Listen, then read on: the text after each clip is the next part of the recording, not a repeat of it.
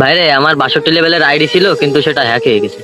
এত কষ্ট করে আইডিটা দাঁড় করাইলাম, টিফিনে টাকা বাঁচায় বাঁচিয়ে বাঁচিয়ে ওই আইডিতে টপ আপ করতাম। কোনোদিন টিফিনে খাতাম না, ওই টাকা দিয়ে একটু একটু করে টপ আপ করতাম। ওই আইডির পাসওয়ার্ডটা না আমি কারোর কাছে দিইনি, আমার কাছের কয়েকটা বন্ধু ছিল, খালি ওদের কাছে দিলাম।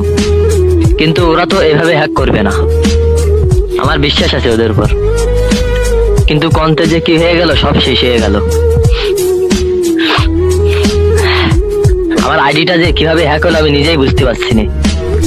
এত কষ্ট করে 62 লেভেলে গেলাম, সেই আইডিটাই হ্যাক হয়ে গেল। এখন আর খেলবোই না, এখন আর খেলতেই ভালো লাগে না। কি দিয়ে খেলবো, সব তো শেষ।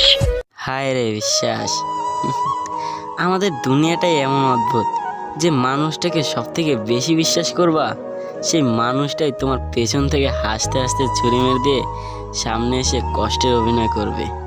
জানো তো, ফ্রি ফায়ারে হ্যাক হয়ে যায় 100টা আইডির মধ্যে 80টা আইডি হ্যাক হয় বন্ধুদের আইডি পাসওয়ার্ড শেয়ার করার মাধ্যমে।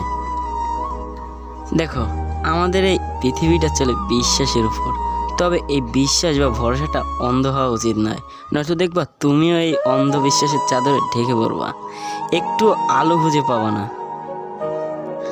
আসলে একটা ফ্রি ফায়ার আইডি 60 থেকে 65 লেভেলে নিয়ে যাওয়া যে কতটা কষ্ট, তা এই দিনের পর দিন লেভেল আপ হওয়া 30 থেকে 40 লেভেলে থাকা মানুষ হয়তো কখনো বুঝবে না। কতটা কষ্ট করে টাকা জমে টপ আপ করতে হয়, তা এই মানুষগুলো কখনো বুঝতে পারবে না। দেখো, আজ আমার কথাগুলো হয়তো তোমাদের শুনতে একটু হলেও খারাপ লাগছে।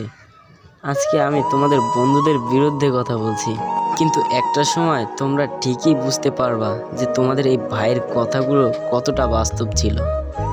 যেদিন তোমাদের এই বিশ্বাসী মানুষগুলো তোমাদের বিশ্বাসের সুযোগ নিয়ে অবিশ্বাস্য কাজ করে ফেলবে, সেদিন বুঝবা আমাদের এই কথাগুলোর কতটা মূল্য ছিল। তাই ভাই হিসাবে তোমাদের কাছে একটা অনুরোধ করতে চাই, তাই আজকের পর থেকে তোমাদের আইডি পাসওয়ার্ড আর কখনো কারোর কাছে শেয়ার করো না।